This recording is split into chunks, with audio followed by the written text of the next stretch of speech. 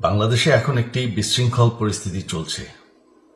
সারা দেশে আমাদের ভাঙচুর হচ্ছে, লুটপাট হচ্ছে, আমাদের শহরের বাইরে আমাদের নেতাকর্মী, আমাদের আওয়ামী লীগের নেতাকর্মীদের উপর হামলা চলছে, অনেকে হত্যা করা হয়েছে।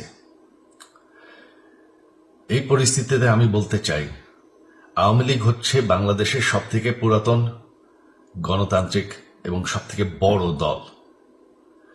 আওয়ামী লীগ কিন্তু মরে যায়নি। আওয়ামী লীগ এই দেশকে, বাংলাদেশকে স্বাধীন করেছে। আওয়ামী লীগকে শেষ করা সম্ভব না। আমরা বলেছিলাম যে আমার পরিবার আর রাজনীতি করবে না, তবে আমাদের নেতাকর্মীর উপর যেভাবে হামলা হচ্ছে, এই পরিস্থিতিতে আমরা হাল ছেড়ে দিতে পারি না।